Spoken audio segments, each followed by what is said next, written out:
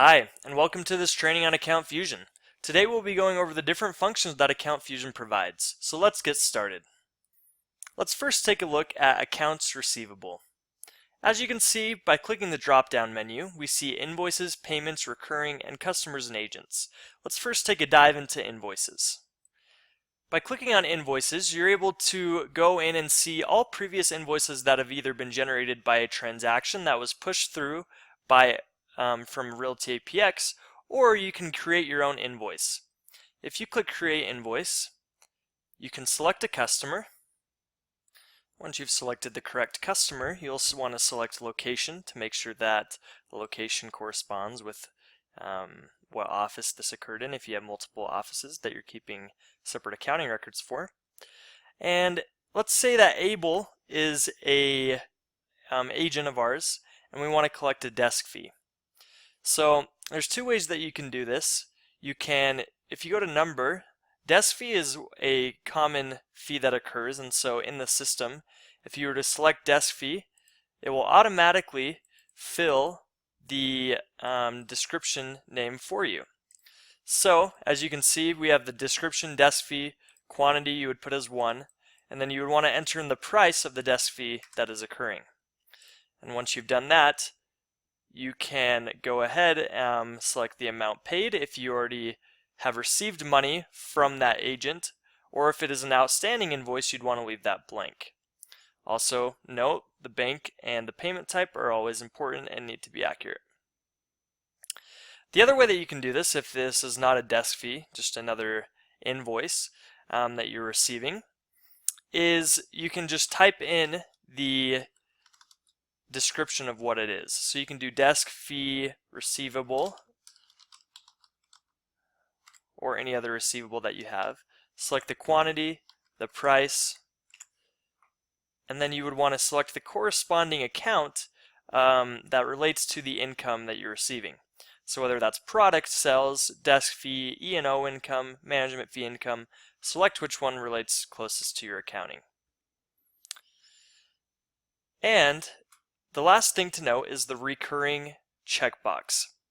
If you have a recurring invoice that will be sent on a quarterly or monthly or a yearly basis, you will want to check this, because I will show you in a second how you can automatically generate these invoices without having to go in and create a new invoice every time. And once you've done this, you can click Save.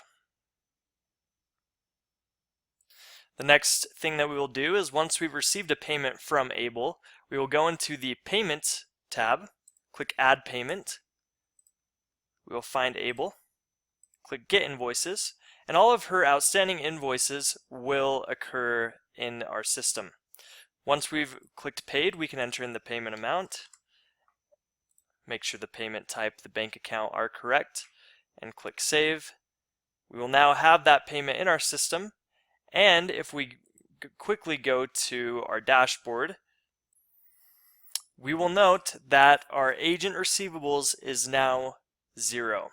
So when we had that outstanding invoice, this was raised, and when it's paid, it goes back to 0. It's important to note that the group that a customer or agent corresponds with is the determining factor in whether there will be an agent receivable, transaction receivable, or other receivable. So let's just take a quick look at some of our customers and agents.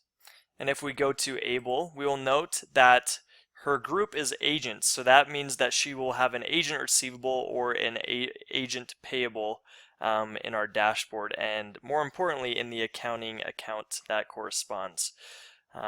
So the last thing on the accounts receivable is recurring. Remember that I checked that recurring box.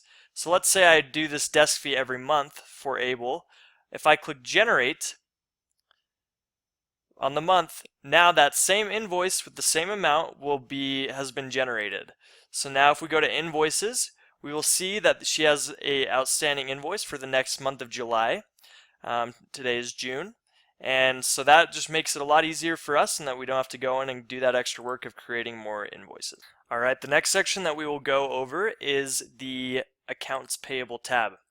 Expenses are a common part of every business. When we have an expense, we can click on expense, click add expense, and select the vendor that we're paying. If it's a utility company, we can select that.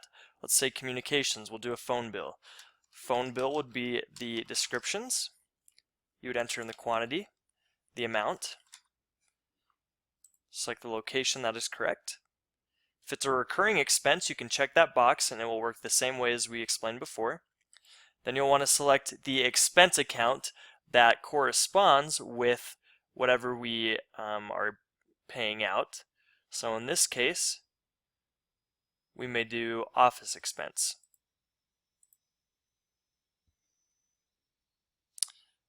Next, you'll select the bank, the payment type, and let's say that we paid this out immediately. So we wanted to pay $1,000. We click save. That expense has now been generated. Now you know it says please enter a number. So this number is a way for you to track the expenses. So whether that is an expense number that's associated with an invoice that you received, or if not, a lot of times people will just do the date or the check number, whatever you feel will help you remember whatever that expense is. So now if I click save, you can see the expense numbers and how that can help with organization. And that is how the expenses work. Now, if I had not paid my expense as I generated it, I would need to pay in the system when I have paid that amount out. So let's go to an outstanding expense that we have. And if we click Get Invoices, we owe them $200. So if we click Pay that amount, click Save, now we've been able to pay that. We can also print out a check if we paid by check, and we can keep our expenses organized. As you can see, the Recurring tab will do the same, act in the exact same way as Accounts Receivable and being able to generate recurring expenses.